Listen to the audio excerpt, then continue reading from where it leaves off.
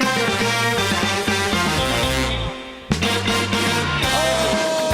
what's going on, everybody?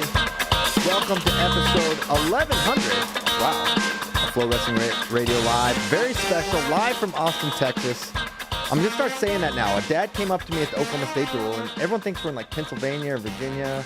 So I'm going to start saying that we're live from Austin, Texas. But joining us live from Pennsylvania, the Keystone State, the one, the only Bo Bassett joining us. Bo, what's going on? Let's go. What's up, guys? How we doing? We're doing great, man. Great weekend of wrestling. We got Bo Bassett on to start the week. So, yeah, everything is great here in Austin, Texas. Bo, it seemed like your recruiting, you were at a very methodical pace where you were kind of narrowing down your list slowly. And then I'll be honest, this weekend it's like, boom, he's ready to decide. He understands what maybe he wants to do or he's getting closer to it. What has sort of happened or transpired over the last couple of days that have given you maybe a little more clarity than you had before? Yeah, I think, first of all, the recruiting process has been incredible. I've loved every second of it. It's been more challenging than I thought it would ever be, but it was fun. It was something I've worked for my whole life.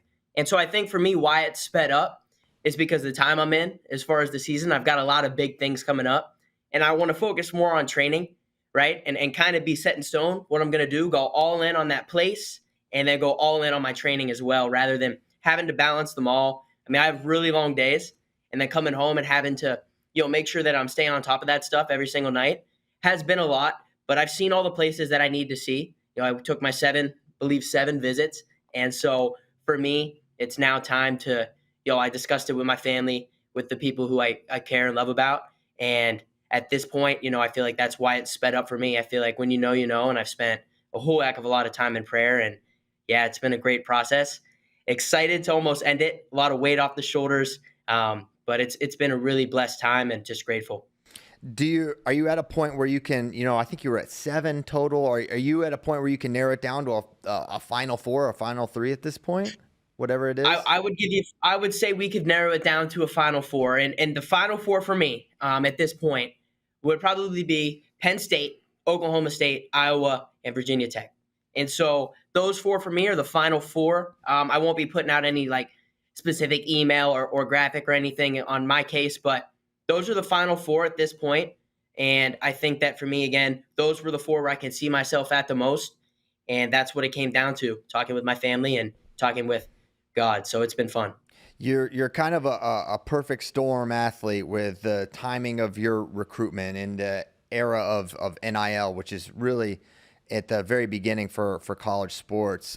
And with that, a lot of rumors, a lot of speculation on the amount of money that many athletes are going to get, including yourself. What has that been like? Is there, validity to the rumors? What is the status for NIL for you? Yeah, I can tell you this. I've been hearing a ton of different things at school, at practice, at home. It's kind of crazy. It's laughable, to be honest. But I can tell you that obviously NIL is a piece of it. But I'm more focused on the wrestling, right? I want to achieve all my goals and do this and that. But I can tell you that all the offers have been very comparable.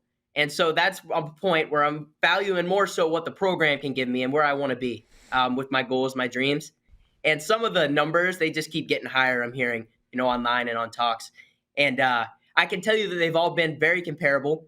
And I guess to clarify or disapprove of what is being said online, I can tell you that a lot of what's being said is the farthest thing from the truth. On the other case, though, I do wish it was true. Of course, not like a quarterback. As much as I want wrestling to be like football and valued like football, we got a lot of work to do. So we'll keep working to get there, try to keep making the sport a better, bigger place.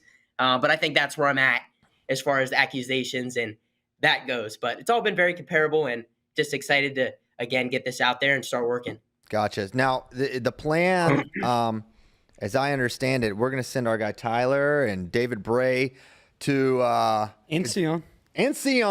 We can't. The A-team. If I don't mention Sion, he's going to give me a bunch of grief. So Sion is also going to Johnstown, Pennsylvania, to film and to, I think, live stream your announcement in conjunction with your duel. Is that the plan, Bo? That's the plan. I'm fired up. I'm really excited. This is going to be awesome. It'll be tomorrow. So we're excited for that. We've got our duel, home duel, first round of the state championships. And obviously, Pennsylvania is an extremely competitive state. And we'll have that match. It'll be live streamed. Really excited to have everybody out here. We're the number 2 team in the country right now. We have a chance to knock off number 1 in the state finals next weekend on Saturday. So this starts the road to that. And again, the big announcement as well. So I'm excited. I'm blessed and excited to see where God takes me. Okay, so big week. So you're here now. Tomorrow you're going to wrestle in the first round of state duels. You're going to make your announcement, and then Saturday it's PIAA Team State Championships, and you versus Faith Christian potentially for the number 1 spot in America. Am I getting this week correctly? Yes, probably one of the most crazy action-packed weeks of my life. But hey, we welcome that. We're excited to go after it. Yeah, on Flow Radio Live today, and then tomorrow we're announcing Big Duel Meet, and then obviously Friday will be quarters, and then Saturday is semis, and then not just the state finals, but the national finals. Yeah, all Saturday of it live on Flow. Yeah, all live on Flow. So all of it. That's fantastic. Man, so I think, Bo, obviously wrestling is an individual sport, but you seem to really relish and enjoy the team aspect. Can you talk about that a little bit and why you seem really drawn to like the team atmosphere as well? Yeah, we've been working as far as a team since I can remember, since we were all extremely young. We love this sport, and I feel like we're closer as a team than we've ever been. Those guys are my brothers, right? So when we go out there, we compete as a team, and I think that that's really benefited us this year. We've been able to knock off teams like Wyoming Seminary, win national duels, win Powerade, do really well at Ironman. We have a stretch in our lineup from 132 to 160 is 5 weight classes, and we have 5 guys ranked in the top 5 in the country.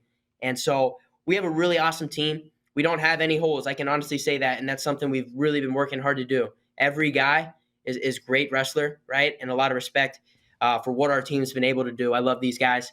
Really excited to hopefully end it off on top, not just for our seniors, but for the whole team, and keep that momentum going. We have a great squad. Excited for the future with these guys. Yeah, absolutely. Well, just a couple more questions before we let you go, although I don't know if you have to go to school. For all I know, you're the principal there at Bishop McCourt. But wanted to talk to you about, obviously you have team states, PIAAs, but what are your goals you're identifying for the spring and summer with freestyle? Yeah, that's huge, right? And that's ultimately why I wanted to almost speed up this process as well, because I've got a big spring and summer ahead. Ever since U20s last year, that's really what I've been thinking about, getting back to the World Championships. And not just that, I want to set my goals a little bit higher too. I'm going to be definitely putting my hat in the ring at senior level, right? And why not? I'm already qualified with my world medal, so I'll definitely be there, challenging myself. We call it chasing lions, and so I'm going to definitely be doing that. Excited to go out there and see what I can do, right? And I think for me, it's being confident, challenging myself always. It's going to be a big spring and summer, and sky's the limit. Who knows what God's plan is, and I'm just excited to do my part. And 65 kilograms, that'll be the weight you're looking to make the teams? Yeah, that's a comfortable weight for me. Yeah, not too big, not too small, right in the middle. I like it there, and I feel like that's good weight. Awesome. So senior level, 65, and then also U20 world team is a possibility as well. So I got that right? And I guess maybe U23, why not? Do like the Amita Lore thing. Make every world team. Why not? Set those goals super high. Awesome, Bo. Well, hey, I know you got a busy day, busy week. Let you get on out of here. Do you have anything else before we let you go? Oh, wait, hold on. We have some Twitter questions. We have some Twitter questions. Yeah. Let's go. I love the Twitter questions. Our guy Che, he doesn't like American wrestling much, but he loves wrestling Twitter. He's Chechen. He wants to know your favorite international wrestler. Oh, okay. I've got a few. I mean, obviously the Americans, you would definitely value those guys, but we'll go overseas. Everybody loves Sagilayev, and we've been watching a lot of film on him. And so actually we found something in Russian lettering on YouTube, because you can't look it up in Right. just English. You got to look it up in their language. And he wrestled Ramazov or whatever, the 86 Olympic champ. Mm-hmm. And he wrestled him in like practice. And that's one that we've been watching. So both of those guys, I really like those guys. I like watching Amuzad from Iran. I like watching all the 65s just because that's my weight class. But I've really been getting into that, and I appreciate all the tricks that some of the senior level guys has given me as far as knowing how to find their stuff, right? You can't just find it on American websites or in English. So that's been helpful. And yeah, I would say those guys. Obviously the best guys are fun to study, and then everyone at 65. Okay, here's a tougher question. At what age do you think you can beat your dad in an arm wrestling match? Or has that already happened? Wow, in arm wrestling? Arm wrestling. Yeah, no, my dad's a tough dude. He's obviously our coach, so he's got all the wisdom, and yeah, nothing but respect for my dad. So I'll say it would be a couple of years, if not 10, 20 years still. Dad's a strong dude. He lifts with us. Arm wrestling would be tough. I think I could get him in freestyle before arm wrestling. Okay, good. This is the last one. Your last one here, and then we'll really let you do school. What about this recruiting process have you learned the most from? Did anything surprise you? Yeah, I think the recruiting process and going to these visits and having people come in was supposed to make it easier and like make it more clear to me where I should be. And I think really it only made it harder. Every visit I took really just made those programs jump in value. So I think the thing that surprised me the most is how hard it actually was, how stressful it is towards the end. I think for me it came down to things like where I can be the best wrestler, the best person, where I can become the best in my faith, right? Where they've got, a rich history, where they can produce good wrestlers, where I'm going to be valued, where there's great atmospheres, right? Where I can grow myself, maybe with my brand. I think there's just so many things that go into it. And again, I think it would be wrong not to mention my two brothers as well that are going to be high-level recruits the next 2 years. So I'm thinking about all those type of things. And I think the thing I learned most, again, was how hard this process is. Awesome. I do have one question for you, Bo. Yeah. So you named your top 4. Rutgers was not on that list. Do you feel like you are disrespecting the Rizzler and the entire Costco family after they came out for you on your visit at their duel? I don't think so, no. I was able to meet the Rizzler, and to be honest with you, he's a great guy. And I think for me, again, nothing but respect for all top 7 of these programs. I have the utmost respect for them all. I can see myself wrestling at them all. So, again, it plays into the last question of how hard it seriously is. And, again, I think it's for me, it's letting it up to the Lord. That's all I can really do. Just do my part. Awesome, Bo. Well, that's great. I hope you haven't made a very powerful enemy in the Rizzler. I would love to see that meeting of the minds. Bo Bassett, Rizzler was not the meeting I didn't know I needed. Yeah. Well, Bo, thank you so much for coming on. Looking forward to watching you wrestle tomorrow and hearing your decision. The entire country is on the edge of their seat. Can't wait to hear. But as you said, I think it's a can't lose situation for you and whatever team you decide. So be confident in that. We're rooting for you every step of the way, and best of luck. And thanks again for coming on. Yeah, thank you guys. I appreciate it, and we'll see you tomorrow. Thanks, Bo. See ya. See you, Bo. Perfect. Thanks, guys. Number 1, Bo Bassett. We are a little more than 24 hours away from learning. What time is that stream happening tomorrow? The commitment stream? Evening. Eastern time. The Evening time Eastern. Okay. Evening time Eastern. More details will be forthcoming. Okay. If anyone can slack Tyler that's listening to this, that works here, that knows the time, we can say that. Yep. But I don't know. If we even know. But it'll be evening time. Yeah, it'll be evening. Because I think the way it works. It'll be after the duel, I believe, right? Well, and also the way the state duels work, there's 2 teams dueling, and the winner gets Bishop McCourt. So I think that has to happen. So it'll probably be more towards the Prime time. Yeah, it'll probably be, Tuesday prime time, if I had to guess. So yeah, very, very exciting stuff. And it's crazy that the Monday after Penn State, Iowa, we're leading with Bo Bassett. But that's just that's the times we're living in, folks. Were you guys surprised by his top 4? No. No. Tech, a little bit. Well, I mean, not me, obviously. Maybe sad. If we're just being honest, that is the one semi-outlier. It's not a blue blood like Iowa, Penn State, and Oklahoma State. Yeah, well, it is a blue blood, but Well, that's debatable. they're top 10 every year. I mean, that's great for them, though. They already got Jaden James committed in that class. And just to be in that same conversation For real. with those teams is a nod to the Hokies and their staff. Wow. Hey, let's just give Tyler a moment here. He's sad. Listen, turn your head a little bit, Tyler. In the arms of So this the guy, angel. I'm gonna tell this story now. We got the gripper, right? You're trying to get max grips, and this dude would, before every rip, literally, he must have done this 50 times. I got my record. He had his record pull with this method. He would go Bo Bassett to Michigan, and then he would just rip out a serious squeeze. He got like a 179. Envisioning that. He said one time, this was the craziest thing. He said, I'm going to get a 170 exact at CKLV. I'll remember we were sitting in that little sushi place, and he freaking said, Bo Bassett to Michigan, I'm getting a 170. And he freaking got it. And at that was the only 170.0. 0.0. He said he was going to do it. I was certain he was going to commit to Michigan at that. That was so cosmic. It actually had me thinking for a moment he could actually go to Michigan. I was like, no, it just turns out Tyler's strong. Yeah. You got all your powers from this teenage boy. Are you afraid your powers are now gone? Yeah. Oh, that's interesting. I think he's going to rip like a 150. Yeah, I just start getting weaker. That would be kind of a funny dynamic. I don't even know what we were talking about. Bassett? Yeah, top 4. Surprise. No. Not Iowa, Penn State? I think we said Iowa, Oklahoma State, Penn I State. think Ohio State was Yeah. kind of one of the front runners, right? Yeah, I guess if you had said it was Ohio State, not Virginia Tech, I wouldn't have been shocked. But let's be honest, it was to me, and Yeah. we'll see if he. I mean, if he goes to Virginia Tech, that's amazing. But to me, it's always been Penn State, Iowa, Oklahoma State since David got there. That's what I thought it was, and that aspect hasn't changed. You know, rumors got put out there by various people that other entities were more involved than I think they probably were, or more in it than they probably were. But this is the crew kind of I always thought it would be. It's of note he was at Penn State, Iowa.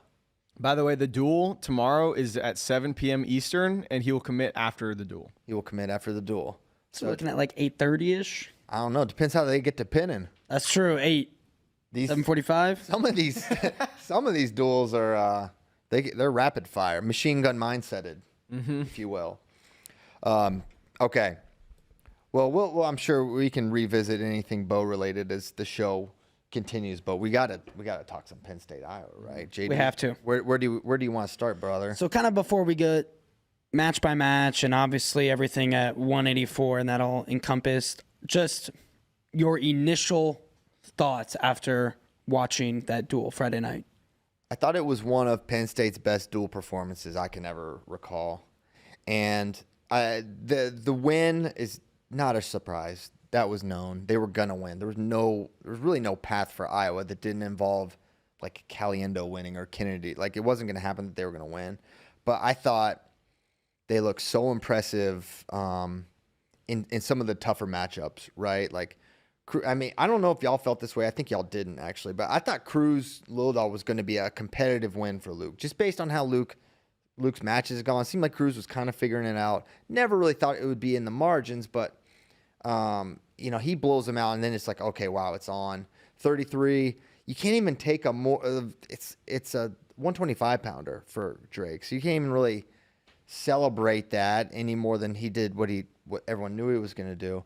But then 149, this little pocket here, 49, 57, 65, 74 was like, this is where I really felt like Penn State flexed with, and it really, 49 is like the microcosm of how I view this duel, where you've got Parko and Van Ness, two guys they're peers.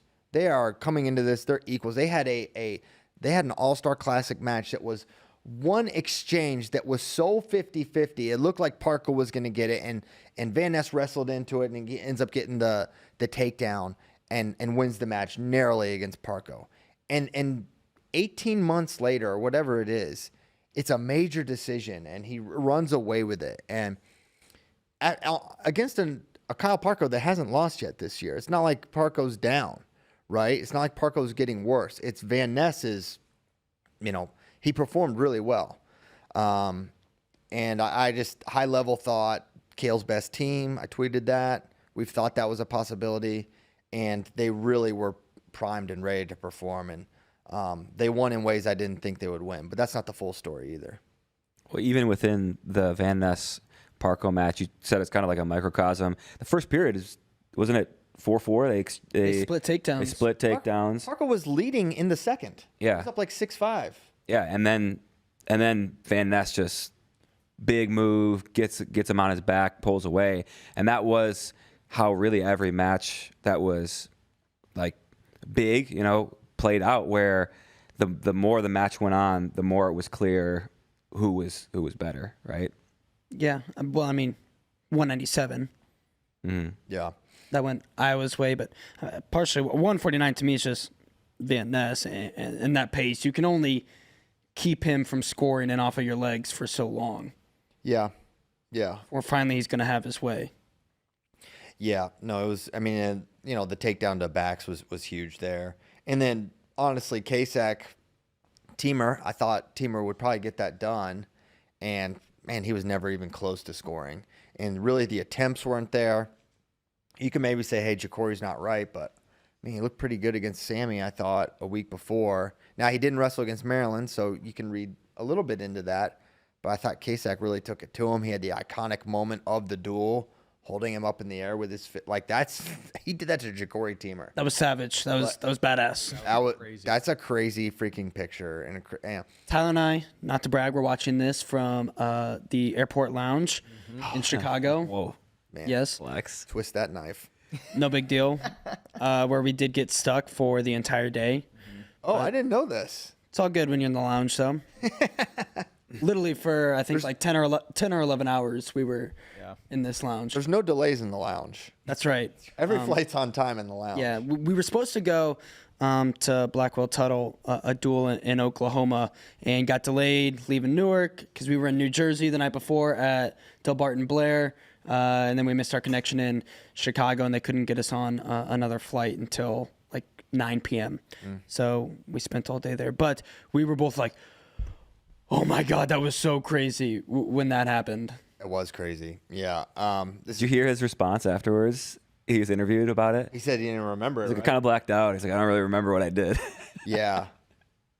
That was awesome. The fist pump while he's holding him in the air is crazy. That's insane. So that's quite a win for Tyler, who's having quite a year. He was a 141 pounder last year. That's the thing and what stands out to me. It's like, obviously Penn State recruits well, and Tyler Kasek's a good recruit to have. But some of these guys, man, I didn't see it. I didn't see Tyler being this 2 years out of high school. I didn't see him doing what he did last year at NCAAs, and then he goes up a weight, and you're like, I know he's good. I know he's an All-American, but this level, this fast, he was not that guy in high school. He was a very good recruit, who's number one participant, but like the level he's at just a couple years after graduating is really, really impressive to me. Of course, Mitchell did what we've seen him do in the past against Caliendo. He teched him for the second time in his career. That started a lot of conversation. But I think can we go to 84? That's the talk. That's the Where main we got to story. go. That's the main story coming in. It's the main story out of the duel. And I think before we get to the match, you get to the decision of Angelo wrestling, not Gabe. To which there was obviously like very strong reactions online to that decision. But one, I don't think it was Gabe's decision to not wrestle for a second.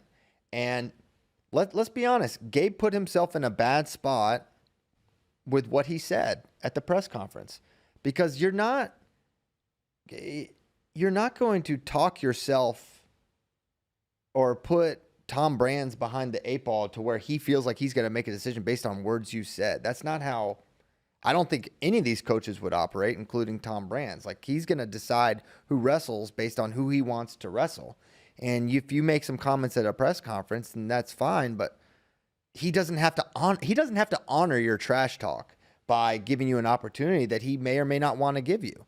And Tom Brands has told us without telling us what he feels about 184, and it's that he knows that Angelo's their best option, right? You don't use him at Iowa State with the duel on the line without some supreme confidence. You don't use him against a 4-time national champion in your biggest, most eyeballs duel, and unless you feel a certain way about Angelo Ferrari. And Angelo continues to answer those questions and prove Tom right. Even though he lost, he revealed why Tom chose him there and why I think Angelo's going to be the choice against Dustin Plott. Because in the biggest spots, I think that's who he wants wrestling in these dual meets. Now, he also said that Gabe's going to be the guy at 184, and I think that's the right call as well.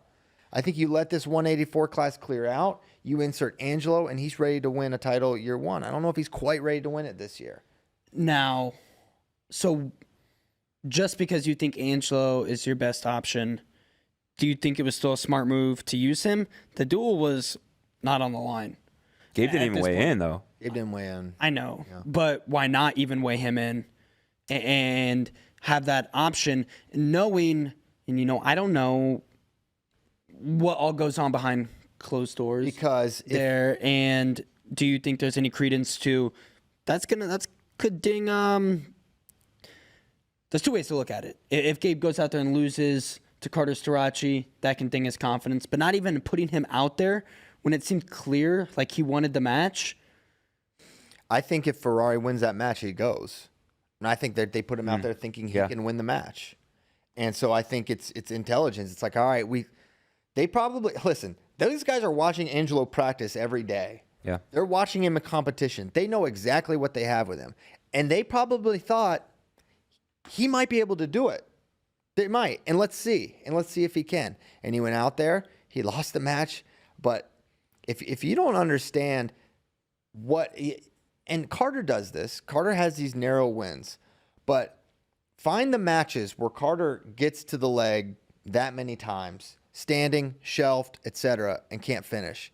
It's an incredibly small list, if the list even exists. Can I push back? Look at it. Look at his NCAA tournament last year. How many guys were getting in on Carter's legs? He basically, after the second round, when it was kind of against Shane and Mackay and Rocco, he basically locked down his legs and no one really got in for 3 straight matches.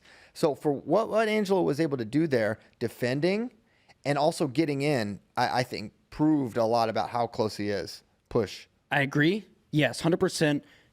Angelo showed he is on the level. He is, I don't want to say title contender this year because Carter's there, but next year, immediate, maybe my title pick.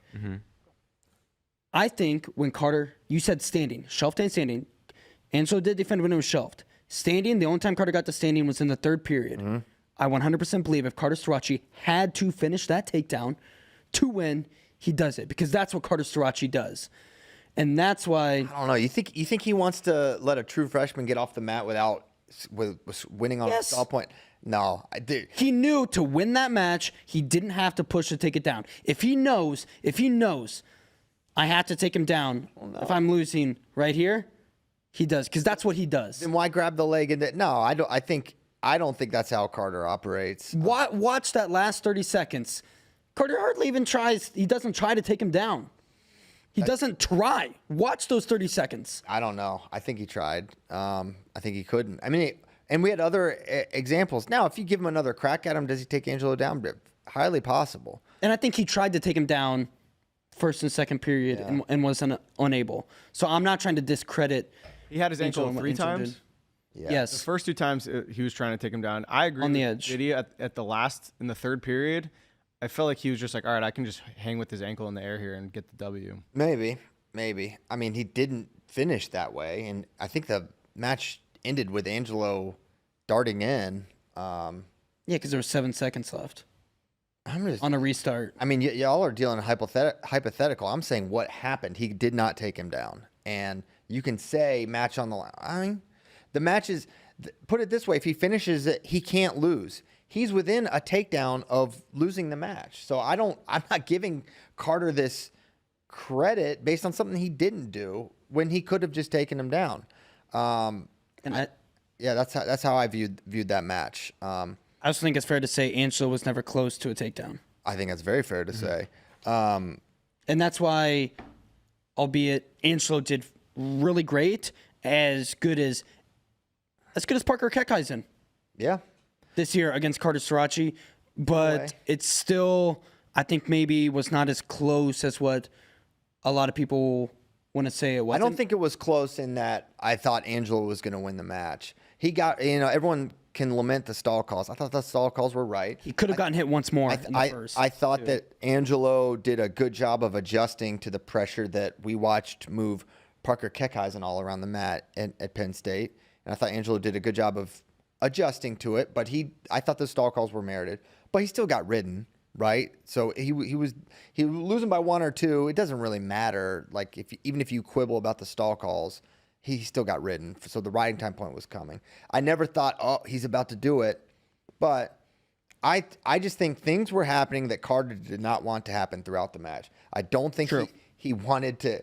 I mean, getting dived under. I mean, do you know how many guys are diving under Strachey's legs? He has seen that move 1,000 times. He's different there. The way Angelo does it too, with like the scoop. Yeah. And he goes underneath, and then especially the first time he did it in the first period, the shoulder strength it took to keep that right arm up and not allow Carter to come behind on the go behind. That was special stuff from Ferrari. That was freak stuff. Yeah. I just think what a lunatic competitor he is. And I'm gassing up Angelo too much, but this is just all I can give you is my honest thoughts.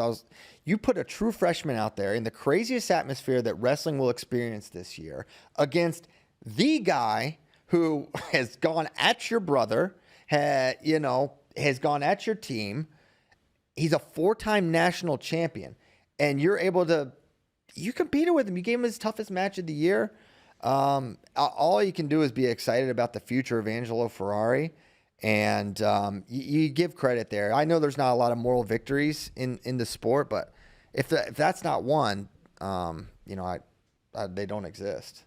I was on the dive thing. He was going to the opposite leg that people normally go to as Yeah. well, which I thought was really interesting. well, and he wasn't exposing his back either. A lot of guys will try and like almost somersault and roll under. He contorted himself through and did that scoop. He goes under and then he has to switch his grip though, Yes. because if he doesn't do that, then he gets taken down. Yanni is one of the only other people I've seen dive like that.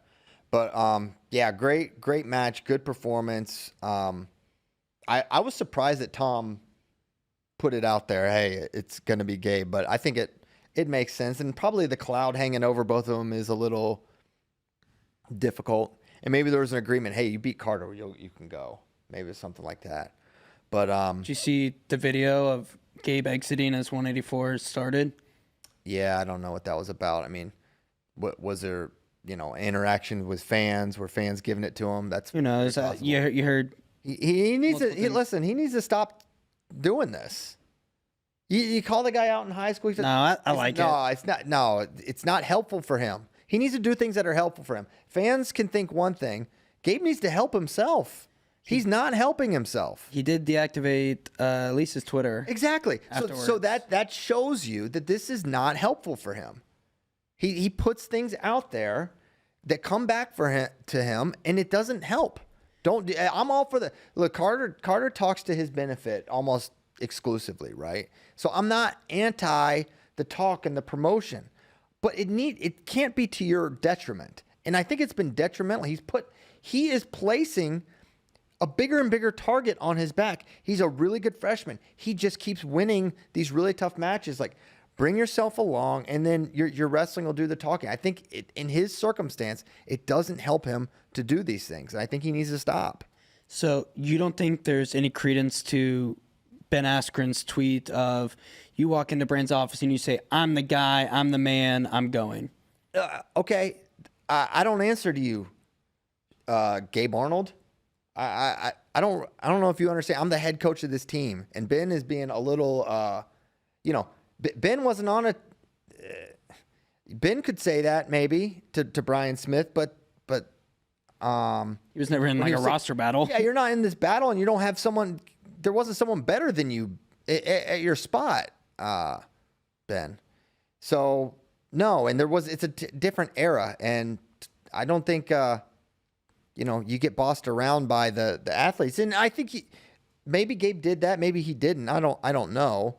For all we know, and that's the thing, Ben doesn't know what went down. He doesn't know the conversations. He doesn't know if Gabe said, please, and he was told, no, you're not even weighing in. I don't know. But either way, show me on the org chart where Gabe Arnold, or Tom Brands reports to Gabe Arnold. That's not how it works. One of the craziest things to me is that he didn't even weigh in. When was the last time we've seen Iowa do that? We've seen Iowa have these kind of roster battles, or who are they going to use, or deals. At Iowa State, Gabe weighed in.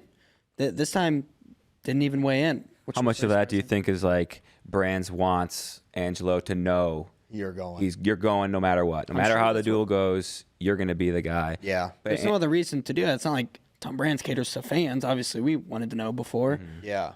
But also, were you surprised at all by the answer Brands gave of load management was the reason that they didn't send Arnold out? I think that can mean a lot of different things. It could mean you don't want to wrestle much, or it can mean, things can happen, and it could go a really tough way for Gabe against Carter, and those things can hang with you. I think they're building Gabe up. Look at how they're bringing him along. He still hasn't lost this year, and he's not. He beat another high. Jackson Smith's really good, guys. He beat him, and you can say about how he won, but he knows how to get his hand raised. He's beat Edmund Ruth this year. They're bringing him along the best way possible, I think. And is he ready for Carter Starachi at the BJC after what he said? Maybe he's got his best interests at heart, not wrestling him there. That's partially how I view it as well. Yeah, I viewed that specific answer. I mean, what has Gabe wrestled? 11 matches this year. Do we really need to manage him? That Vita's coach speak and what we do behind closed doors. That's our business, and what we're making decisions. I'm just gonna say this. And Ben, and obviously Ben's a great friend, but like people that wanted to see. Let's be honest, Ben and others that wanted to see Gabe. You wanted to see Gabe go out there and get smacked up. You're not interested in the match. You wanted to see his trash talk being punished. That's what you wanted to see. And Tom doesn't have to participate in that, right? And that would not be right. No one thinks that Gabe Arnold's ready to beat Carter Starachi. I do not. Maybe Gabe does. Maybe Tom does. I don't. I think the Angelo usage says otherwise. But that's my opinion. And that's why many people that are maligning Gabe and Tom for not using him, that's what you wanted to see deep down. That's what you were hoping would happen. And no, not going to participate in that. I think it was the wise call. I'll tell you what, Carter Starachi's response to Gabe looks even more perfect. He was right. I thought Carter handled that perfectly. That was an A+ answer. A+. Good job, Carter. I thought that was a good response. And we didn't get to talk about that last week because we recorded early. Right, yeah. We only had the Gabe trash talk when we recorded the show. About it? We talked about Gabe, but not Carter's response. We did talk about Carter's response. It happened during the show. Oh yeah, but Spade didn't know what he said. Yeah, we said we I don't think we fully understood what he meant by the other guy. At least for me in the moment, I didn't realize he was talking about Angelo. I mean, there's only one other guy. I don't know. I don't know. Forget it. I thought he was talking about himself. Like the other guy's better. I didn't understand because I didn't watch the clip. All right. Because the clip came out while we were doing the show. Got it. Whatever. Tyler's confused. Okay, so that's, I guess, 84. So one more thing, kind of on all of this. If Mesenbrink's like medicals this year and comes back, this is a thing. Once again, we're in the same exact position. He can medical again? Why not? Why? I mean, and Kennedy has another year. Kennedy has another year. Yeah, and Brody Grothus. Who knows? Well, I'm just saying this problem isn't going away next year. No, it's not. Well, I think next year you need Gabe to. Well, who knows? Angelo might grow. I thought he looked small in this match next to Carter. But I think Gabe needs to go down to 74. Gabe at 7. Yeah, that's where I think he should be this year, to be honest, and wrestle Angelo. But Kennedy's doing really well, so maybe it's the right move. But I think Gabe next year 74, Angelo 84 is dynamite back to back. And I think Gabe would beat Patrick Kennedy personally.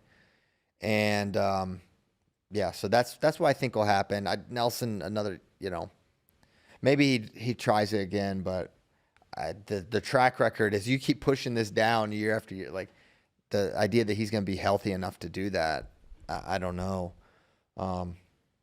So yeah, I think next year is Gabe 74, Angelo 84, unless Angelo grows.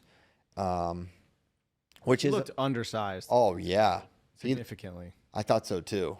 I thought the exact same thing. So yeah, no, that's Iowa, that's Penn State, Oklahoma. Yeah, they're thick in certain spots with a lot of options. So can't be surprised. Let's rewind back to 157. Right? Any more thoughts on 184? No. Okay. 157. Kasich takes out Teamer. We said this. Does this change how you view either guy, or did you already kind of view them as peers coming in? And where do they stack up in the podium with Meyer Shapiro looming? Yeah, Meyer's a different sort of problem for sure. It changes how I view things for sure, because I just thought the defense of Ja'Cory Teamer would be a problem for someone like Tyler. Not that he doesn't have good offense, but I think Ja'Cory's a different sort of problem to solve. And it could be injury. Like, listen, Ja'Cory got dominated by Cody Chittum last year. Regular season, not at his best or whatever, and then he makes the finals and wrestles really well. So there can be different versions of Ja'Cory. So I'm open to that. But I'm also just, what else can you ask of Tyler Kasich this year? He dominates Antrell Taylor. He beats Ja'Cory here, and in a way dominates. Now, if you wanted to say, here's where you could say, if he wanted to get a takedown, he could have. He was holding this dude in the air, right? Maybe he could have taken him down if he needed. Okay, he was to. partially holding him in the air because Ja'Cory was hooking his leg around his calf. I know, but I've never seen someone have someone up in the air and not able to, put him down. I think he probably would have, but it doesn't matter. He didn't need to. He didn't need to. It wouldn't have been for bonus. Right. So, it was one takedown match, almost two. Ja'Cory never close. It does change a little bit how I view them, but at the same time, it honestly just makes me move Tyler up more in perception, and I think it's Tyler, it's Myers, Ja'Cory. I think that the title's going through those three guys. My impression of that match was when Tyler took Ja'Cory down, I looked at JD, I was like, I think that's the match, because I don't think Ja'Cory thought that Tyler could do that to him. Like, the way he was moving, the way, you know what I mean? Like, the way he was kind of moving around the mat, and then Tyler took him down, and I was like, oh, I do not think Ja'Cory was expecting him to be able to do that. Took a little bit of Ja'Cory's swagger. Really nice. And like, I think. You always wonder, are they going to come? Are they going to test the waters and attack my legs, or are they waiting for me to take a bad shot so you can run around? And he got in and really nice finish. And again, the finishers generally ahead of the scramblers these days. So that's what we saw there. 165. Mesenbrink picks up the tech fall over number 2, Caliendo. Mm-hmm. Now let's talk Hodge. Let's. Should Mitchell Mesenbrink win the Hodge this year? Okay, so I did a video 4 months ago where I said that he's the most likely guy to win the Hodge Trophy because, and I said exactly this. This weight, it's 2012 165. It's David Taylor and everyone else. It's Mitchell Mesenbrink, and then there is a delta that is, I don't know. It is the Marianas Trench, the difference between these guys. And Mitchell just showed that, right? So in certain categories, he is going to have an advantage, but I am not going to. I highly value quality of competition in the Hodge dynamic. And can Mitchell help that? No, he can't. All he can do is go out and tech and pin everyone he wrestles. And that's what's happening so far. But Gable Steveson is destroying everyone. He's also teched and pinned everybody. And he has a national champion and Wyatt Hendrickson in his lineup. And it just matters who you beat. And if Gable Steveson continues his trajectory and has wins over national champion Greg Kirkley and Wyatt Hendrickson, that matters. That has to factor in. So, I think while Mitchell is the most likely national champion of anyone, even maybe more so than Gable, honestly, I can't say, well, yeah, if he can. I will not say if Mitchell continues this, I will vote for him for Hodge. I will not say that because who you beat matters, and you have to consider that. Hypothetical scenario: Gable beats Kirkfleet twice, right? Big Tens, NCAAs, but only does it by 1 or 2 points. Mitchell techs and pins his way through the rest of the season. If Gable techs or pins everybody else outside of Kirkfleet, he doesn't hit Hendrickson because Hendrickson is a 3 at NCAAs and loses to Kirkfleet. I would probably err on the side of Gable because basically he and Mitchell have identical resumes. The only difference is Gable has a national champion his weight and Mitchell doesn't. So I would probably err on the side of Gable. Fair or not. And Carter, I'm not counting Carter out of this either. right? Carter can. Right? If he gets, 5 is special, and he's going through a national champion as well. And does the 3-1 over Angelo hurt him? Maybe. There's so much to happen yet. I mean, Mitchell just wrestled the first All-American of this season. These guys have not wrestled anyone. Their schedule is perfect for them. It works great. They're gonna kill everyone through Big Tens and NCAAs. It's fine. I'm not criticizing it. But for this conversation, when you're talking about the Hodge Trophy, you talk about who they've wrestled. Mitchell has wrestled one All-American this year. He just destroyed him. He will destroy others as the season progresses. But, you can say their schedule, but Strachey's wrestled Parker Keck-Eisen and Angelo Ferrari. Yes. Yeah, because the non-All-Star participants for Penn State have had a different, they have one less really good wrestler on their schedule. So yeah, that's how I look at it. Mitchell is going to be on the ballot. It's going to be close. And we'll know. I bet it's pretty rare we don't have a good idea who it should go to. Like last year, it was pretty clear. Year before that, Mason, right? And Mason was not the guy. No one was saying Mason Paris really going into NCAAs that year. And then after NCAAs, everyone was like, "Oh, it is Mason. It has to be, right?" So, who won last year? What's wrong with me? Brooks. Oh yeah, AB. That was obvious, right? And maybe it wasn't, and then it was. So I think similarly here, we'll probably know. But that's my opinion. Tyler, can you pull up our pound for pound ranking, because I like to get Christian's opinion on this one too, because we have Mesenbrink ranked, I think, 12th in the P4P. Yeah, and a lot of that is due to last year, kind of the same story where his best win was Hamady, maybe, or Caliendo, and Hamady didn't end up even All-American. So and then it was like the one good guy he did wrestle, or the one top-tier pound-for-pound level guy he did wrestle, David Carr, he lost to. he's a little low. He should be higher than this. He should be ahead of Caleb Henson. Caleb Henson lost to NCAA champion Jackson Arrington last year. Okay, well, he didn't have David Carr and Keegan O'Toole in his weight. Weights matter. Bo Bartlett. To me, dominance matters. I would put him ahead of Bo. I think behind Jesse would be fine. even though Bo has a win over Jesse. He's 1-2, 1-3. Right. He's 1-3 against him, so that's proven to be an outlier. He's lost 3 in a row to him. So you don't just get. You don't just get to hang on that for forever. It's proven he's not as good as Jesse Mendez. That's established. So I would put him behind Jesse. Crookham's only lost to Vito in his life. And he beat him twice. So he's got a better win than Mitchell. So certainly you could maybe argue Jesse. I wouldn't put him ahead of Jesse. Wouldn't put him ahead of, but he can't go ahead of Ryan Crookham. Okay. But here's the thing. Once he's an NCAA champion, once he's an undefeated NCAA champion with a perhaps 100% bonus rate, why? Why would he go up? Because he's just doing exactly what he did last year to basically the exact same field. The only difference is David Carr graduated and Keegan O'Toole moved up. So by what basis could you actually, based on your current logic, move him up now, other than he's magically an NCAA champion? But he's basically measurably the exact same guy. Because we always weigh NCAAs more heavily than everything else, right or wrong. But he did awesome at NCAAs. Bo Bartlett's an NCAA finalist just like him. Yeah. Okay. So I don't understand what's the difference. Caleb Henson. Mesenbrink's never beaten an NCAA champion.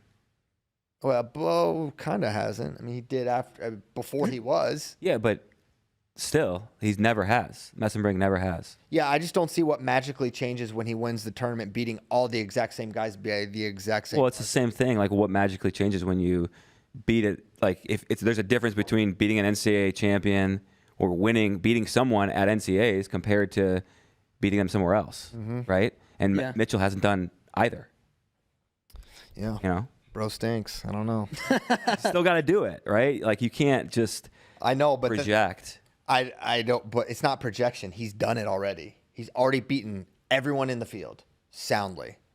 So I just don't know what it's a matter of putting them in a certain order to do it again. It's very Well, that's why you And wrestle the if- tournament though. And if That's Gable, why? and if Gable had been in wrestling, like Kirkfleet wouldn't be an NCAA champion, and he doesn't get an NCAA champion to compete against this year. Maybe we think about Kirkfleet a little bit different because he's never an NCAA champion because he lost to Mason Paris and he lost to Gable. Yep. But we think about him different because in a time when Gable wasn't there, he got it done. He's an NCAA champion. Like that does matter. Mm-hmm. That tag. But he has matters. he has a win over Mason. He's beaten really good guys. He beat Wyatt Hendrickson. So I don't know. Yeah. But Mitchell is also way more dominant than Greg. Mm-hmm. Yeah, I think he could be higher, honestly. And I don't get excited saying he should be ahead of a Hokie, but let's be honest. I think he should be.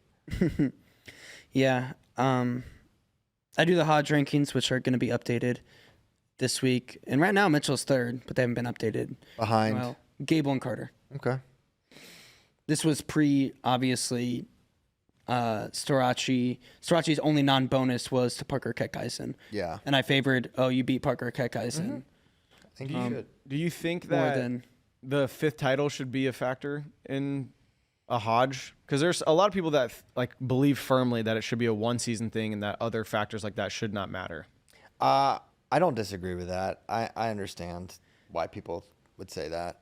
It inevitably does creep into your conscience when you think about who is the best wrestler. Now, it does go to the most dominant wrestler of the season, and I do think when most voters look at stats, they only look at this year, but that inevitably just creeps into your head a little bit and affects your decision, at least a little bit. Yeah, I think all things being equal, maybe you would go to that as like a tiebreaker thing. But I think You don't think that people should vote for him because he got his 5th? no. If he took a loss and won his 5th title, there's no Well, way. if he didn't lose.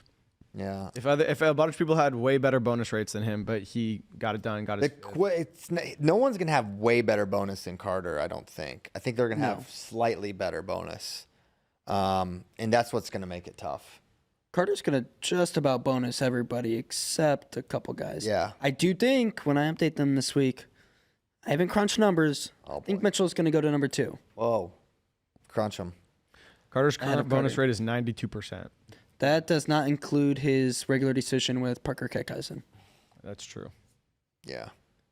But Yeah. will other voters account for that? Let me know when Mitchell has a Parker Keckeisen level win. Right. Or a Shane Griffith. Or that's the thing, right? Abel has 100%. Okay, but here's the thing. It goes to the most dominant wrestler this season, not the best wrestler. You can be the best without being the most dominant. Yeah. I really value who they wrestle. Mitchell is also 14-0 with 100% bonus. Hunt it. Yeah. Which is why I think, although I think Carter Storace is a better wrestler than Mitchell Mesenbrink, I think Mitchell Mesenbrink is a more dominant wrestler. I don't know. I don't know who's better. I know maybe it sounds like I'm talking both. I'm just talking about as a, evaluating his resume, and I don't know that he's better. I mean, the only things you can This is like the Kyle Dake, David Taylor argument.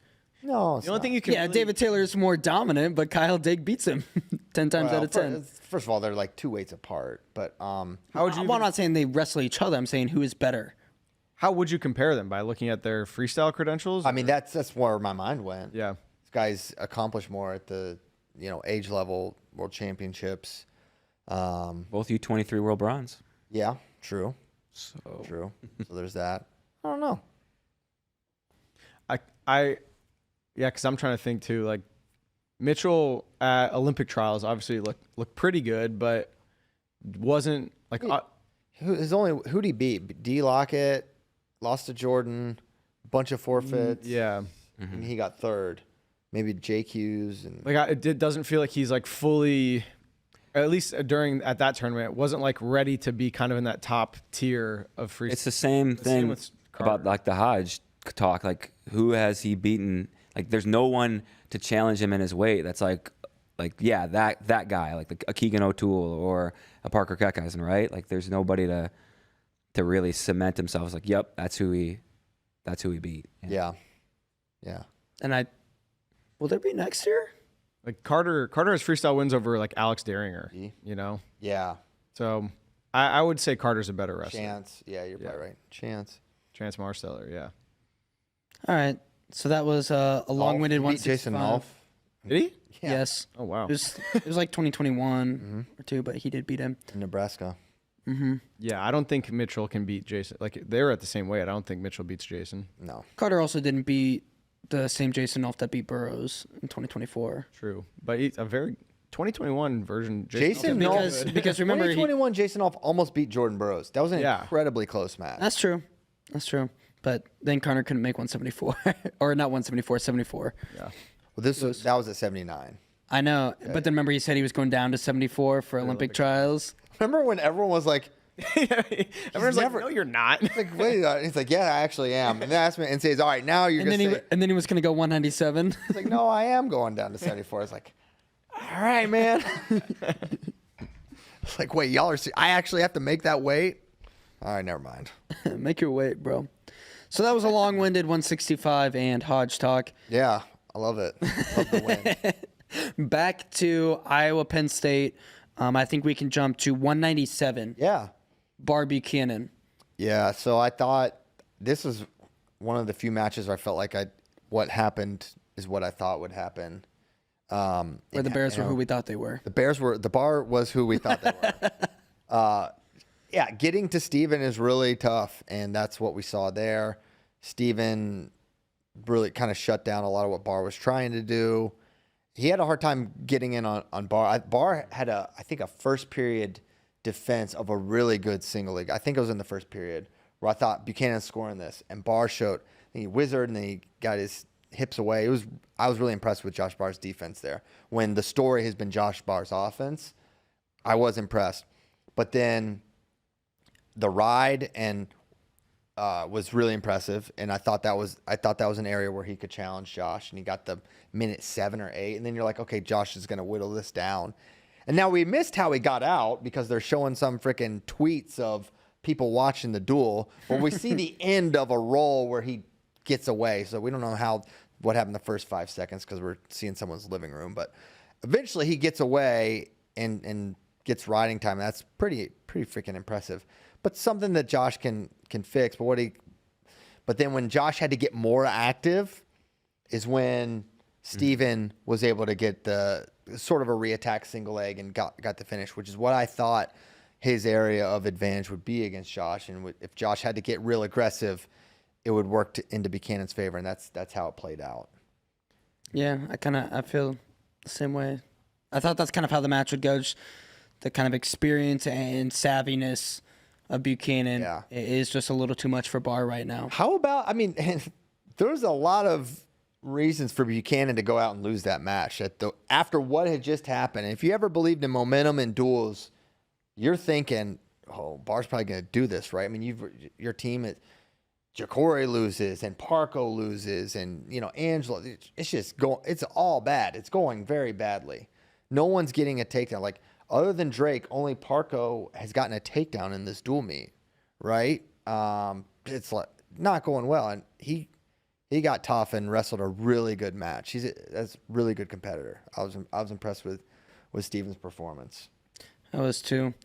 And then I guess 285 also kind of went like I thought it would, where Kirkfleet really handles business. Yeah. Keeter's just not ready yet. No, not for that. No. Greg's For that. ready for many things. Not for that hoss. Yeah, no, Greg's different kind of challenge. Whatever that is. Whatever that is. I mean, Greg and Wyatt and Gable are just in a different tier here.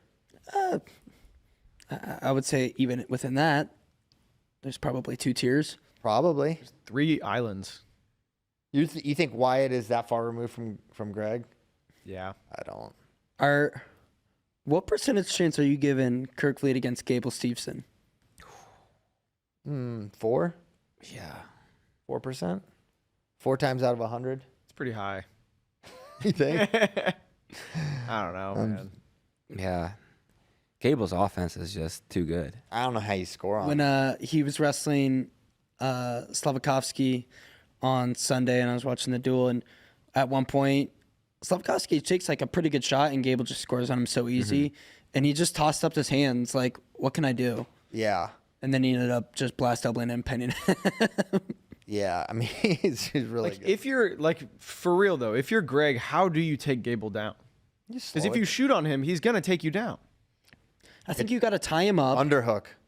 Yeah, you got to tie him up, get your hands on him, hold him tight. Because what Gable likes to do is, Not let you fakes. do that. He likes to fake from the outside, fake, pop and go, and he's the best probably in the world at that. And so you got to slow down the match. Don't shoot. Don't shoot because no one's better at reattacks. Get to a dominant tie, control center so you're not getting hit for stalling. Headlock him.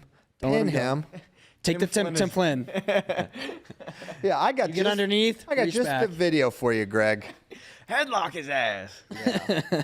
Yeah, that's an option. Yeah, I mean, there's not. I don't know how he did. And I think you gotta- maybe try and ride. You gotta- try and ride. You got to pin him. I don't. Wyatt Hendrickson's the man for the job. Yeah, Listen, if you can't gut wrench him, Gable scores so many points. You got to pin him. Yeah, honestly, because if you take him down, he's just gonna come back at you. Like, Yeah, what's one? How many takedowns would you say if I said Gable gave up this many takedowns? like we're gonna He would spot, lose. we're gonna spot Kirkfleet 2 takedowns. No, he would get that. you would get 3. He would get 3. It probably have to be in the 4 or 5 range. 4 or 5 takedowns. Okay, now that's crazy. It's not crazy. I don't know if he can take down. If the match I don't know if he can starts take down text, Kirkfleet. he won't win. That's a good point. If he starts down 15-0, he lost. I don't know if he can take down Kirkfleet that many times. 5 times in 7 minutes. If Yes. Gable can, You don't think he can take When Kirkfleet knows, all he has to do is not give up points. I think he could. I don't know, dude. I am very high on Gable.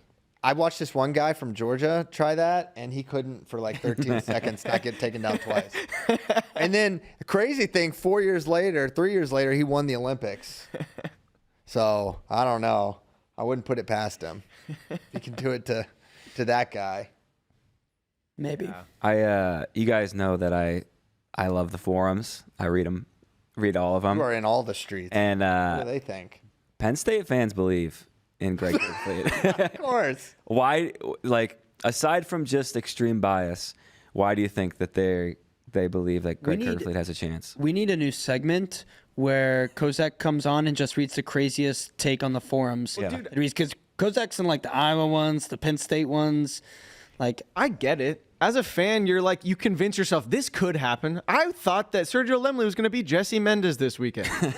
He lost 14-2. Yeah. Like, you just convince yourself of these things when you're a fan. You're I can do it. believe in something or die for nothing. Yeah. I think Greg, I mean, I actually totally understand it. Mm-hmm. And they've had. Explain it to me. Okay, well, they've had competitive matches in the past. Okay. One of them was in 2017, I think. But it was a high school match, 1 takedown, I think, for Gable. They had a pretty competitive match in 2022 by Gable's standards. I think from an athletic and movement perspective and freak strong perspective, Greg has a lot more physical tools than I think he even shows sometimes. I mean, I'm not making the case. I'm saying how you can arrive at it from a non-insane point of view. Okay. And the fact that, I mean, is Greg better? Answer this question. Is Greg better than he was in 2022? Yes. Okay. And was it a decision victory in 2022? Yes. 8-3. Okay. 2-point takedown. 2-point takedown. So I think he had 3 takedowns, escapes, and riding time maybe. I don't know. I would not be shocked if it was just 4 takedowns. 4 takedowns. Gable didn't get off the I bottom. don't know. You can't check that on WrestleStat, can you? No, you can check it on, You check on track. Watch Match Track wrestling. Online. Watch match online. .com. So yeah, I mean, he's gotten better.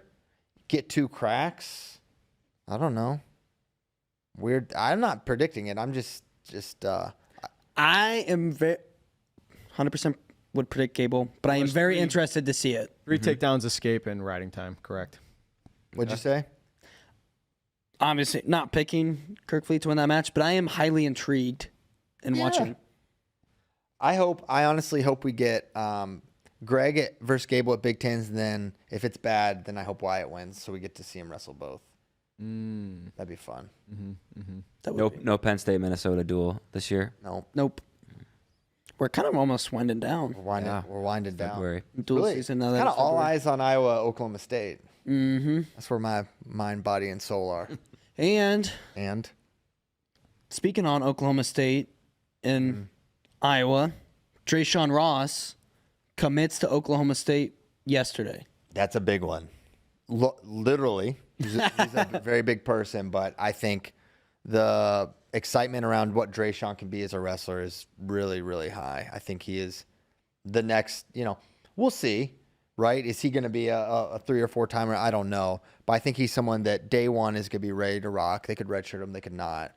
But I think he's going to be a huge, huge problem at the next level. I think it's a great addition for Coach Taylor in Oklahoma State to have that knocked out. He's going into a good situation there where, he's going to have great training partners. I think Wyatt's sticking around and training in Oklahoma State. I think through 2028. Yeah, David obviously can still wrestle with all these guys. So he's got good training partners. They already have Kellen Wolbert committed. This year is class is really strong. So good momentum for Oklahoma State on the recruiting front. New recruiting class rankings just updated this morning. Cowboys #1. There you go. Really? Tyler, can you pull up Oklahoma State's WrestleStat? They have like a feature where you can look at their table like by class, their lineup by class. It'd be interesting to see like 2 years from now what their projected lineup will be. Just kind of looking from top to bottom because Spratley's still a sophomore, right? Mm-hmm. Jameson's a sophomore. Like who all in their lineup will still Merrill will then be in the there you lineup go, at 197. Yeah, they've got Braden's got 3 years left. It won't let me show the whole thing. No, that's fine. Yeah. So wait, what's your question exactly? I guess. Just like projecting their lineup in 2026, 2027. Oh, geez, I don't know. Yeah. Yeah, they're gonna be. Yeah, they'll still have. Cale Hughes will still be there, but I don't know if he'll be able to make 33 in 3 years. No way. He can barely make it now. I feel like he's huge. But look at their recruits that they got coming in. D. Lockett, Rutledge. Jim Mullen. What? Jim Mullen. Look at there. Where? 133. Oh wow, cutting down big. That's little Jim. That's little Jim Mullen. That's teeny tiny Jim. Itty bitty Jim. Yeah. No, they got Vega. They've got so many. They've got a really good class. Rabadou's going to be super good. And they could have one more. They could have BB. They could have Jax. They could have the Rainies are still in the mix. It's all available. So if you're a Cowboy fan, you're circling 26, 27. That's the year that you're saying. Yeah, but I'm curious what he does with this class next year. Do they go? Does he sit them? Does it? I mean, and the portal is the unknown. That's true. Who goes in? Who do they get? It could be something or a hybrid where if they have a competitive team with who they have left and portal, maybe it's like, hey, Vega's our best guy at 41, 49. Let's go. If Tegan wants to go up and Sergio slots in, maybe they use one but not all, and they redshirt Rabadou, or who knows? Rabadou's probably ready to rock. D. Lockett, do you sit that guy? They've got a lot of freaking good dudes. This is the recruiting or the big board for 2026. I gotta get Aaron Stewart on there. I gotta get that updated. Yeah. I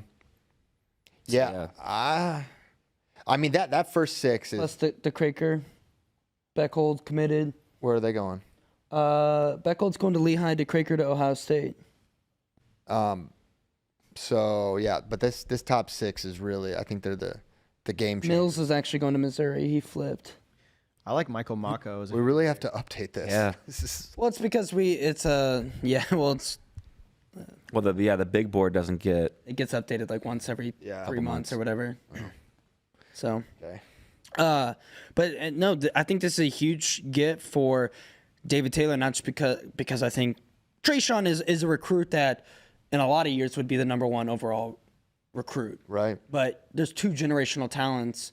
I guess maybe that doesn't make them generational talents, but you know what I mean, in Bo Bassett and Jax Forrest. Yeah. Like the likes of which don't come around every year. And I think they're both generational. Yeah. I don't think know. that defeats the definition of generational. Generational. Because I would also say Spencer Lee is a generational talent, but he was in my. And how long is a generation? That's You know? right. Yeah, That's the question. they're getting smaller. Okay, really? I think so. Yeah. Is this something? I think it's because not to go too much on a tangent, but generations are defined by like the things that are happening, and society is moving way faster now than it was before. Yeah. So I think they're getting generations are shrinking. Okay. But sorry, JD, I interrupted you.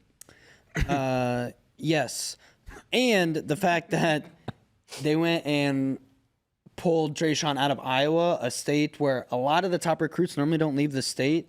Every now and then they do, but it can be pretty hard to pull them away from Iowa, UNI, and Iowa State. And I know Dreshaun's strongly considered Iowa State and Iowa, so For sure. it's a great pickup, not just because Dreshaun's a great recruit, but also what it means for Oklahoma State and the recruiting moving forward. I don't think it's going to slow down. We saw them right away make a huge splash in the portal, and they flipped. Portal Vega. was all before. All those guys came before. Yeah, you're right, I guess. But then keeping those guys, flipping Vega.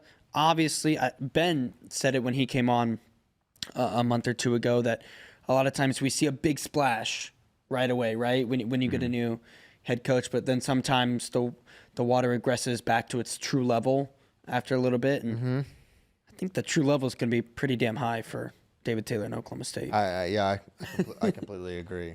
There's a buzz there, man. I was there for the Missouri duel yesterday. It was their most attended duel of the year. It was the season record of attendance for Oklahoma State. So really, really good things going on. Great vibes. It was unfortunate that Missouri's just had a really tough year this year. So I don't know how much we even want to talk about it because Tyler is just flashing up on the screen. This is talking about height. I Googled our generation getting shorter, and yes, Americans were among the tallest people in the world, but by the 1980s, their average height began to decline. You meant by height. Yeah, I was talking human height. Oh, okay. That's great news Human for height us. is getting shorter? I thought humans were getting taller. Look, man, I don't know. I don't know what to tell you. By the 1980s, our average height began to decline. Really? Americans, according to Google AI. That's good news for me. Yeah. We got a bunch of short kings on this show, so we're beast mode. According In to Japan, I would fit right in. Yeah. North Korea, I'm pretty tall. Yeah.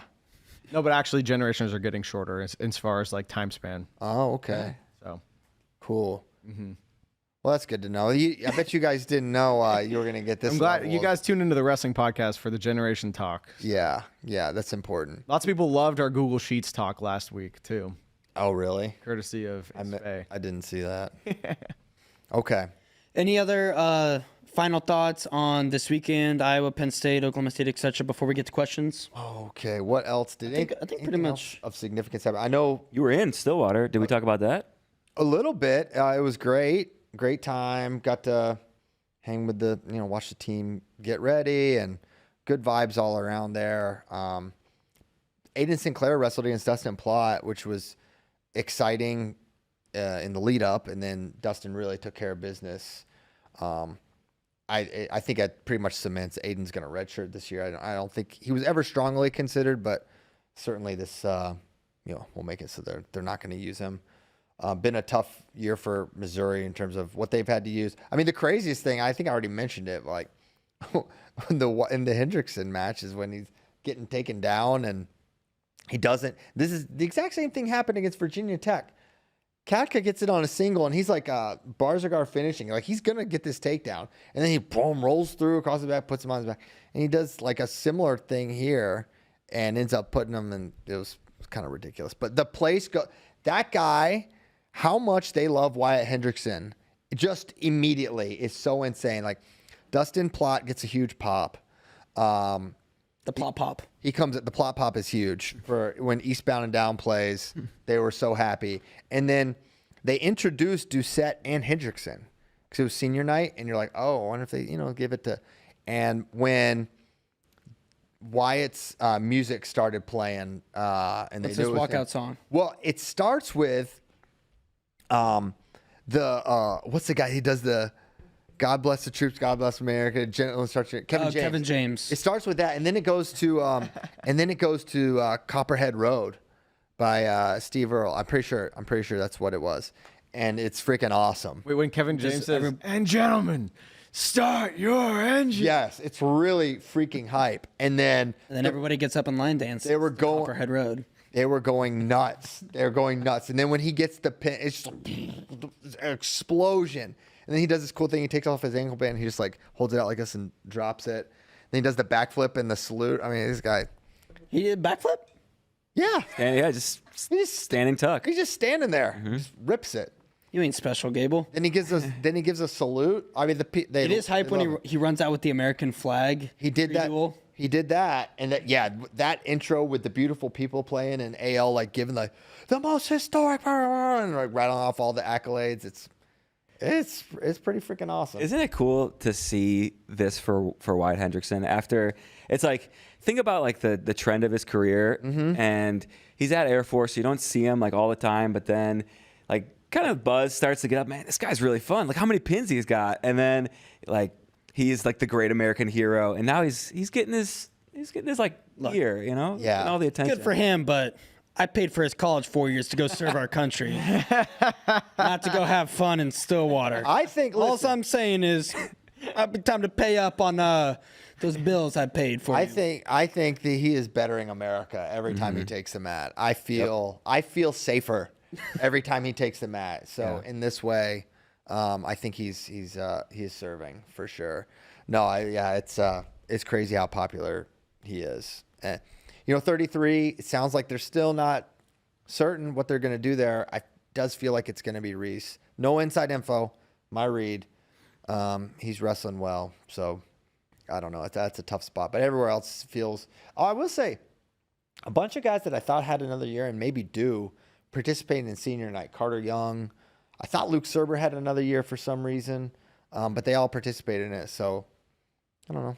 I don't think Serber does. I think Young does. Young would. But anyway, good times. And I mean, David was, obviously ecstatic. Like Dreshaun, I think committed during the duel, or I don't know what. I was leaving. It was during Wyatt's backflip. He's like, yep. Oh, that's my guy. So yeah, that was they were obviously excited about that. So good things happening in Stillwater. It was a freaking drive back though. I was pushing to the limit to get there, but push it to the limit. I also do want to give a shout out to Del Barton. Tyler and I were there last week. I mentioned that. But crazy fun environment for Blair, and they got their first win over Blair in the 5 years they've been dueling. The past 4 years, it has come down to heavyweight. This year, it finally went their way. It was super hype.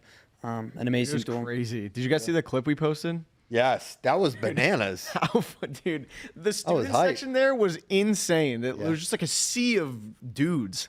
It was nuts. Because it's an all boys. It's an all boys school. Oh, So it's just like there's all the boys. Just We have partying. found out. So Tyler and I are doing this series this season where we're trying to find the best high school duel in America, incorporating, everything, not just quality of wrestling, but environment, history, venue. Fights. Yep, fights, that sort of stuff as well. And it's kind of a hack if you go to an all-boys school, just because, like, no boys are trying to impress girls or anything. Yeah. It's just you just get insanely hyped with your boys. yeah, They yeah. go crazy. That's fire. Do we have questions? We do. Okay, cool. First up, Virginia's for FRL wants to know: is there a more perfect geographical location than Pennsylvania for recruiting? I don't know what that means. Like, because they're next to New Jersey, Ohio's close by, obviously Pennsylvania's what I'm guessing that's what they Brother, all East Coast close. Virginia, I think part of it is also just the number of D1 programs there. I guess I don't know what he means by geographical. Well, I think a big advantage for you can when you commit. I mean, there's so many reasons to go to Penn State, but one of them, you think about the circle around State College, Pennsylvania, and how many people are within how many good wrestlers are within a 4-hour Right. drive. It's easy to sell, like, you're staying close to home, right? You're not a California kid coming across the country. No. So if you're Ohio, New Jersey, New York, Virginia, that's all very, very close and easy. So no, it's pretty good. I mean, Pittsburgh's good. East, towards Rutgers, that's good. But yeah, I'm sure that played a roll and why Cale Sanderson decided to go and coach there. So, Pennsylvania was insane at that point in time. Pennsylvania's good now, but like the way it was then was like, oh my gosh, you got to be there. And Iowa is number 1 in the state of Iowa, not Iowa State. Even if it, with Cale there, it was tough to get the best Iowa kids. And Iowa was also really good at that point in time too. They had some amazing classes. that's when they were going on their run with like Metcalf, Orschel, McDonough, Morningstar. they were getting Slayton. Montel Marion's from Iowa. Yeah, a lot of good guys. All right. Suriano's Burner wants to know, is Nebraska considered the favorite right now against Iowa? All right, let's do this real quick. But that duel's coming up Yeah, next week. it's the 7th, February 7th. Friday. Yep. Oh, okay. So, I'll do it real quick in my head. Smith over Cruz, Ayala over Van D, Hardy over whoever, Parco, love it. I go love it. 57. Oh man, Who's gonna go? I'd say If Teamer goes, he's the favorite. I got Teamer. 65 Caliendo, 74 Kennedy. I would take Kennedy over Pinto. 84 Gabe, or I'll take Gabe. 97 Buchanan. I think they're gonna win. I think Iowa's a big favorite actually. Yeah. Heavyweight Keeter, yeah. We'll probably do that Now- a little deeper. Well, yeah, we Thursday show. for sure will. And 57 is so winnable. 33 Van D. I mean, if you can predict what that guy's going to do next, good luck. I mean, he's Of last year, I remember going into the Iowa-Nebraska duel and thinking like, oh, like Nebraska might beat Iowa, and then but Iowa just won all the toss-up. Like Iowa did to Nebraska what like Penn State does to Iowa. You know what I Yes. mean? Like they just win all the toss-up matches. And, anything that could go in your favor doesn't.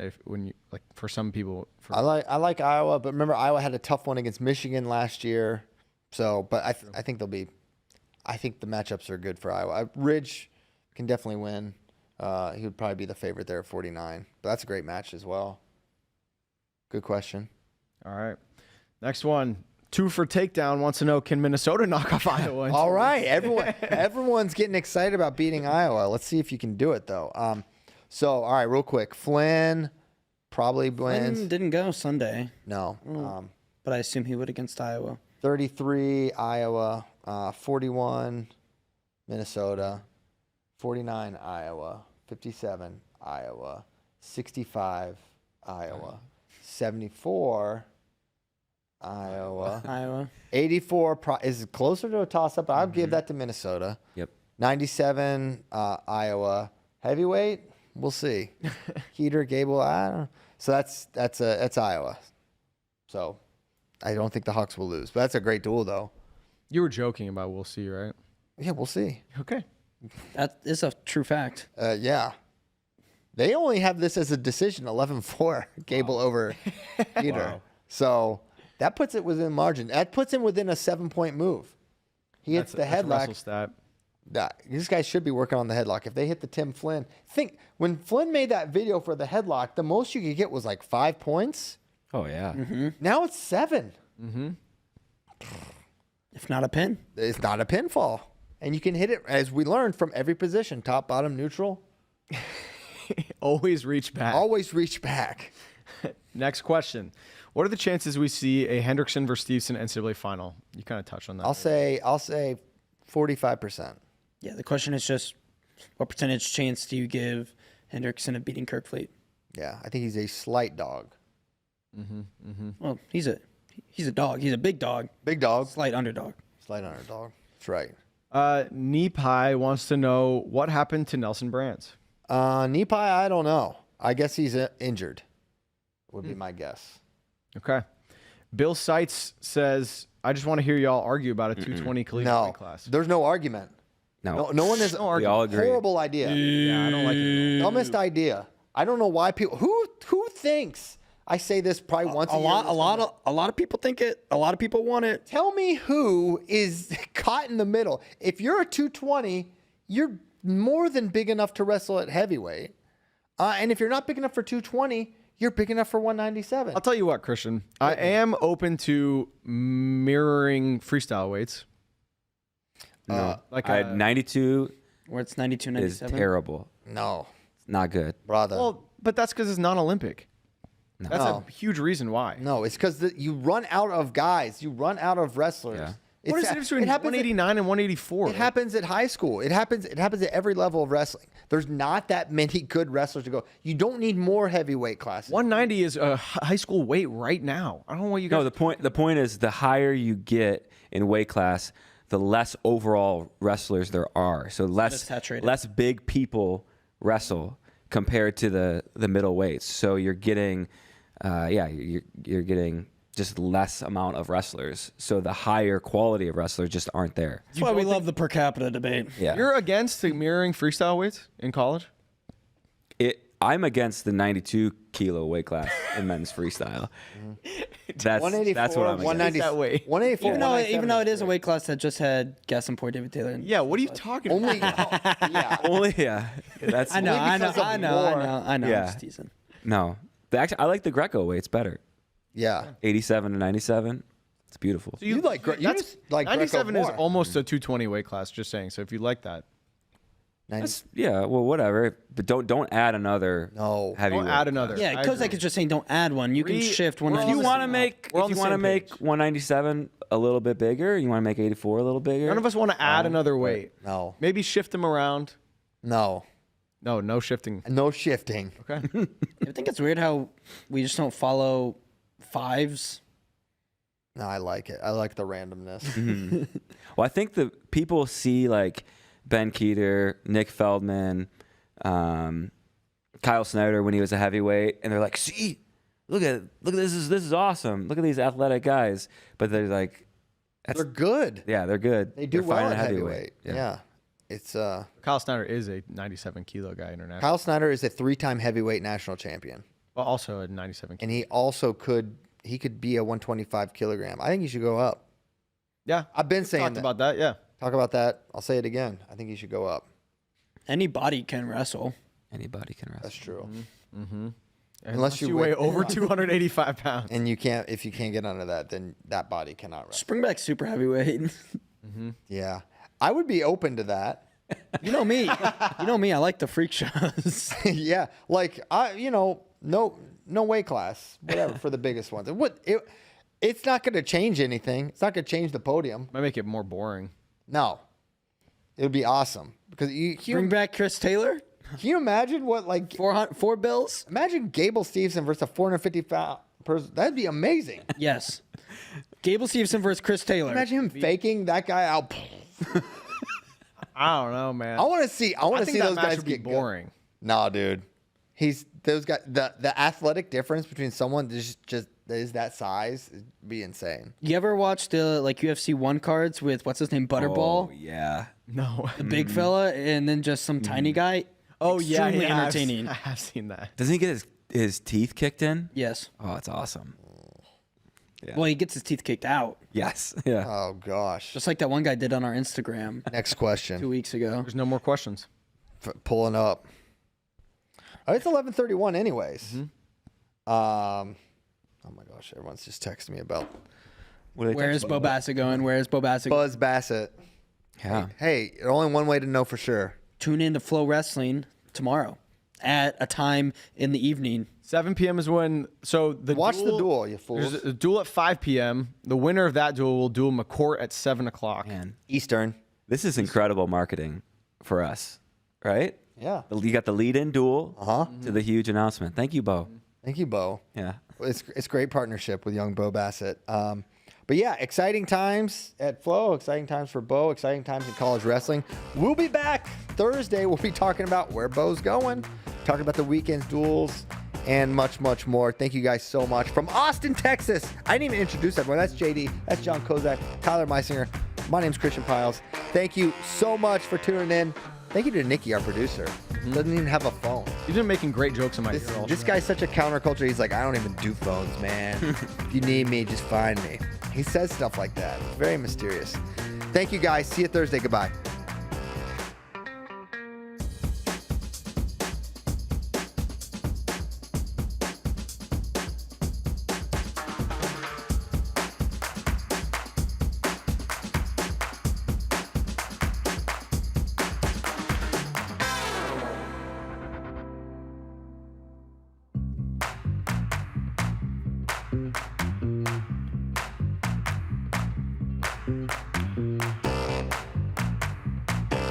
Bye.